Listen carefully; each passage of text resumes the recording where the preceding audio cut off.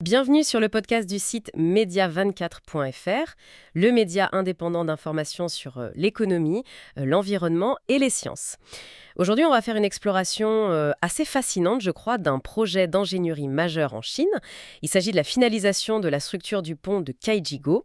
Je suis votre journaliste et animatrice, et pour décrypter cet ouvrage, ses enjeux, j'accueille notre spécialiste des sciences. Bonjour.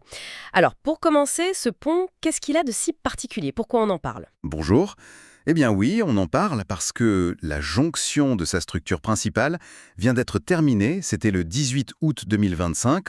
C'est un pont qui fait 953 mètres de long et il franchit la rivière Kuxi, près de Chongqing.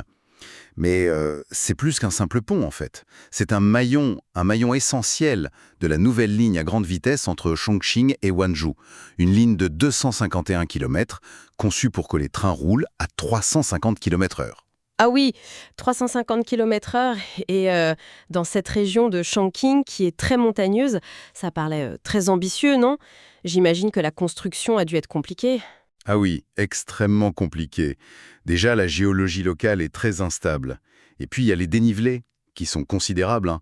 On parle de pentes jusqu'à 40 degrés par endroit. Il faut ajouter aussi les contraintes liées à l'eau, à cause de la proximité du gigantesque réservoir des Trois Gorges. C'est une société chinoise, la China Railway Major Bridge Engineering, qui a relevé ce défi technique. Ils ont utilisé des techniques de pointe, par exemple pour les piles du pont, des coffrages tubulaires en acier à double paroi. Faut imaginer des sortes de mous cylindriques, très très résistants, avec une double enveloppe. D'accord, des couvrages spéciaux. Et pour assembler la structure elle-même au-dessus de la rivière, du vide, comment ils ont fait? Permet de construire sans avoir besoin d'échafaudage qui partirait du sol. C'est un peu comme une mât, voilà, qui s'avancerait dans le vide pour poser l'élément suivant. C'est techniquement très exigeant. C'est impressionnant comme image. Et ce pont, j'imagine qu'il ne sort pas de nulle part. Il fait partie d'un projet plus large. Oui, tout à fait. Il s'intègre dans un plan national chinois très ambitieux qu'on appelle 8 axes nord-sud et 8 axes est-ouest. C'est un maillage ferroviaire à très grande vitesse sur tout le territoire. Concrètement, cette ligne va réduire le temps de trajet entre Qingkong et Wanzhou de 69 minutes à moins de 50 minutes. Ça va aussi renforcer le pôle économique Chengdu-Chingqing. Et puis ça s'inscrit aussi dans la logique plus globale des nouvelles routes de la soie. Cette grande initiative chinoise pour connecter l'Asie, l'Europe, l'Afrique avec de nouvelles infrastructures. Donc au-delà de l'aspect pratique, c'est aussi une manière pour la Chine de montrer son savoir-faire, sa puissance technologique. Absolument, c'est une vitrine. Réussir à bâtir un ouvrage comme ça en moins de 5 ans, dans des conditions aussi difficiles, l'altitude, les pentes, les risques sismiques, et avec une précision au millimètre près, oui, c'est clairement une démonstration de leur maîtrise en génie civil. Un savoir-faire d'ailleurs que la Chine exporte de plus en plus. Et on sait quel type de trains vont circuler sur cette infrastructure de pointe? Oui, ce seront les TGV chinois de nouvelle génération. On les appelle les CR400AF Fuxing. Ils sont conçus pour atteindre 350 km/h et ils sont spécialement équipés pour ce type de relief difficile qu'on trouve à Chongqing. Ils ont des suspensions intelligentes, un système de freinage adaptatif, tout ça pour négocier au mieux les courbes et les pentes. Intéressant. Et pour qu'on se rende compte un peu de l'échelle, le réseau à grande vitesse chinois, ça représente quoi par rapport au reste du monde? Ou même par rapport à la France? Alors là, c'est incomparable. Fin 2025, la Chine comptera près de 45 000 km de lignes à grande vitesse.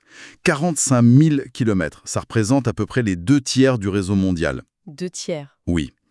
Si on compare avec la France, nous, on a environ 2800 km. Donc l'échelle n'est vraiment pas la même. Et surtout, l'expansion continue à un rythme effréné là-bas. Plus de 2000 km construits chaque année. 45 000 km, c'est vertigineux comme chiffre. Ça doit transformer le pays en profondeur, j'imagine. Exactement, une telle densité de lignes à grande vitesse, ça permet une intégration du territoire qui est sans précédent. La Chine n'a pas juste construit des voies ferrées, elle a littéralement redessiné sa géographie économique, sociale. Et pour en revenir au pont de Cadiagou, concrètement, il faut attendre quand pour voir les trains y circuler? Alors, la structure, le gros œuvre si on veut, est terminée.